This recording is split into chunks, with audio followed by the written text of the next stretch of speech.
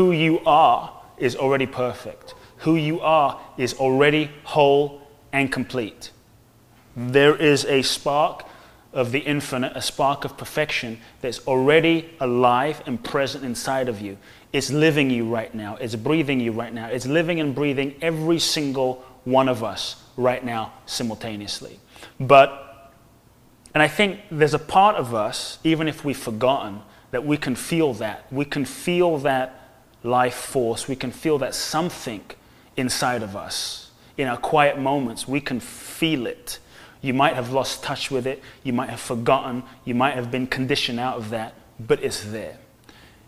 And if you look at children, you know, a young child, maybe 3 years old, maybe 5 years old, a child, you know, is alive. A child is so full of aliveness itself. A child will jump on the table, no shame, no guilt, no embarrassment, no justification, no excuse, naked, and start singing. A child will sing for no reason. There's no shame. There's no, I'm not good enough, and what will people think? There's just, they'll just jump on the table and they'll just go naked, no shame. Then they'll fall down and cry and jump back on the table again. A child is really in touch with that freedom. A child is fully in touch with their innate essence. A child is in touch with the untouched purity of their being. And then as children, we go through life. And we face our parents, who are doing the best they can. We face our parents and our mother, our father, who are, you know, dealing with their own relationship and society and media and school, and all of a sudden pain and trauma and divorce and abuse and misunderstanding and abandonment, and no one really sees us, no one really understands us. Then we get betrayed, and relationships. And before you know it, as children, we're born into an experience of life that can be very challenging.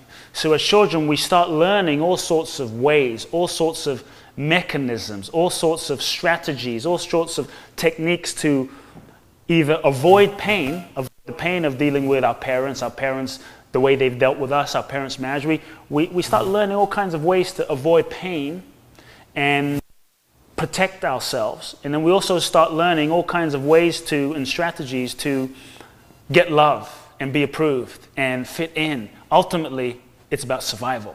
We start learning and developing all sorts of survival mechanisms, all sorts of survival structures, developing personas and a certain identity, and we begin to be formed into a certain shape, you know? And then we go through life being this person that we've been conditioned into, that we learned as a way of being as a child to function and survive.